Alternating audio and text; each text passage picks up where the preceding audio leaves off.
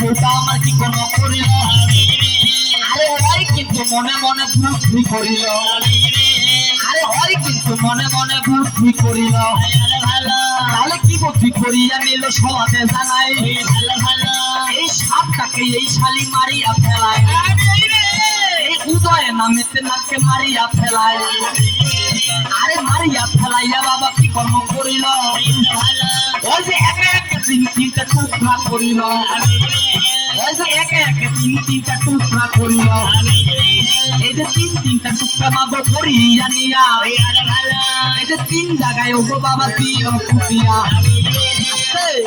তিনটা অংশ করে মাটির তিন জায়গায় কৈলাসে পুঁতে দিল।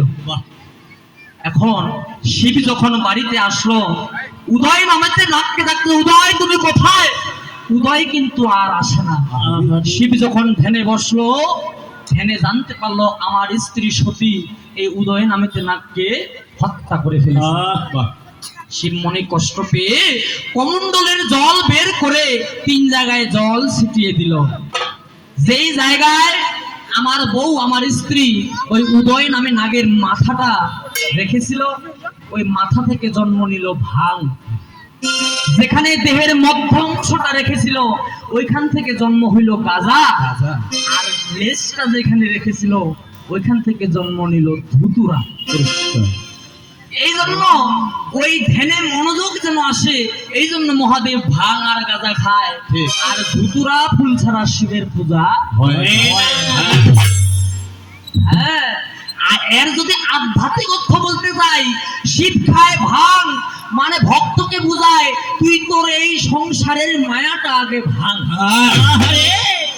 এই তোর স্বামী শিব খায় গাঁজা তার ভক্তকে বুঝায় এই সংসারের মায়া ভেঙে গাইতে গাইতে তুই বৈকুণ্ঠেতে যা।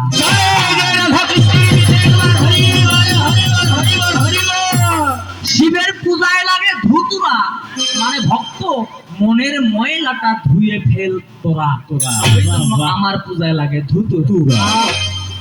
এবার প্রশ্ন করিয়া যাব শুনিবে সবাই আমি প্রশ্ন করিয়া যাব শুনিবে সবাই আরে কি প্রশ্ন করিয়া যাব শুনিবে সবাই ভালো ভালো। আপনারা তো বিয়ে দিয়ে দিলেন আমার মতামত তো কেউ নিলেন না কিন্তু বাবা এই মেয়েটাকে বিয়ে করে বাড়িতে যখন আনলাম মা দেখবেন যেই মেয়েটার যেই স্বভাব এক মাস গেলেই ওই স্বভাবটা বাইর হয়। ঠিক ঠিক কি প্রথম প্রথম সবাই ভালো কিন্তু এক মাস গেলেই বুঝা পাবেন ওই মাইয়াটা কেমন। তো এক মাস দুই মাস যখন গেল মা পাড়া প্রতিবেশী আমার গল্প করে ভাই পাড়া প্রতিবেশী আমার গল্প করে ভাই আরে শুনো শুনো ও ভোলানাথ তোমারে জানাই এই ভোলানাথ এমন একটা বউ এনেছো যেমন আশা করেছিলাম তেমন নয়। আমার কাকিরা বলতেছে পাড়ার। আচ্ছা আমি বললাম কেন মা? তোর বউদের সুন্নি ওইটা তুই জানিস? এই যে এইটা বলেন তো বাবা কেমন লাগবে? খারাপ। কারো বউকে যদি কেউ সুন্নি বলে চোর বলে কেমন হবে? আমি এখন আমার ওই কাকি মাসিদেরকে বললাম মা আমি তো কোনোদিন চুরি করি নাই। মাস্টারের বউ হয় মাস্টার নেই কি হয় না? ডাক্তারের বউ হয় ডাক্তার নেই। কারো স্বামী যদি চুরি করে হয় সুন্নি। তো দুর্গা আমার বউ তোমার কাছে আমার জানার বাসনা তোমার স্বামী ভোলানাথ আমি শিব আমি তো কোনোদিন চুরি করি নাই তাহলে পাড়া প্রতিবেশী মানুষ তোমার ভক্ত তোমাকে সুন্নি কেন বলতেছে?